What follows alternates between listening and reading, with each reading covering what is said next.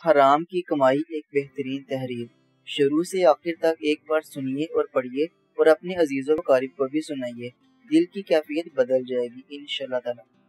جب میں اپنے استاد کے ساتھ تھا تو میرے استاد نے مجھے مزدوری پر لگا دیا۔ میں بحری جہازوں میں لوڈنگ ان لوڈنگ کا کام کرتا تھا۔ میں سارے دن کی محنت کے بعد جتنے پیسے کماتا تھا، میرا استاد ان میں سے 2 وقت کے کھانے کی رقم رکھ کر باقی کی کمائی خیرات کر دیتا تھا۔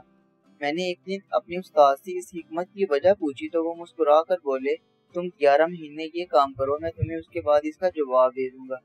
میں 11 ماہ لوڈنگ ان لوڈنگ کرتا رہا، میرا وظیفہ مکمل ہو گیا تو میرے استاد نے مجھ سے کہا، تم آج مزدوری کے لیے جاؤ، کام شروع ہو جائے تو تم جھوٹ موٹ کے بیمار پڑ جانا، سارا دن کام کو ہاتھ نہ لگانا، شام کو اپنا معاوضہ لینا اور واپس آ جانا۔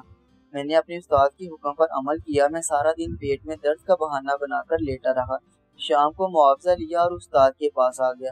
استاد نے فرمایا، تم اب 2 وقت کے کھانے کے پیسے رکھ کر باقی رقم خیرات کر دو۔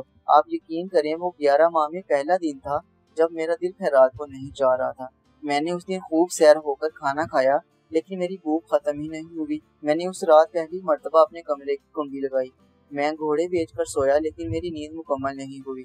مجھے اگلے دن اپنے جسم سے بو آئی اور مجھے پہلی مرتبہ اپنے کپڑوں پر پرفیوم لگانا پڑا اور مجھے پہلی مرتبہ نماز میں لذت بھی محسوس نہیں ہوئی۔ میں نے یہ ساری بات اپنے استاد کو بتائی۔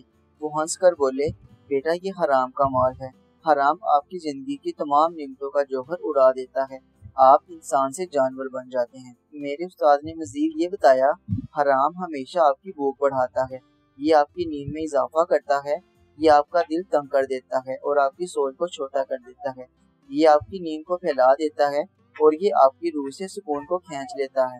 میرے استاد نے مجھے یہ بتایا، آپ کو آج ایک دن کا حرام 40 دن ستائے گا، آپ ان 40 دنوں میں جھوٹ کی طرف بھی مائل ہوں گے، آپ غیبت بھی کریں گے، آپ کے دل میں لالچ بھی آئے گا، آپ دوسروں کو دھوکہ بھی دیں گے اور آپ کے اندر امیر بننے کی خواہش بھی پیدا ہوگی۔ میں ڈر گیا اور میں نے اپنے استاد سے پوچھا، میں اگر حرام کے ان برے اثرات سے بچنا چاہوں تو مجھے کیا کرنا پڑے گا؟ وہ بولے، روزہ رکھو، خاموشی اختیار کرو، یہ دونوں تمہیں اندر سے پاک کر دیں۔ انہوں نے سر ہلایا اور بولے، میں نے 40 سال کی ریاضت کے بعد جو سیکھا وہ میں نے تمہیں بتا دیا۔ یہ کائنات ایک صندوق ہے، اس صندوق پر اسرار کا موٹا تالا لگا ہوا ہے، یہ تالا ایک اسم اعظم سے کھلتا ہے اور وہ اسم اعظم ہے حلال۔ آپ زندگی میں حلال بڑھاتے جاؤ، کائنات کا صندوق کھلتا جائے گا۔ میں نے عرض کیا، حرام کی پہچان کیا ہے؟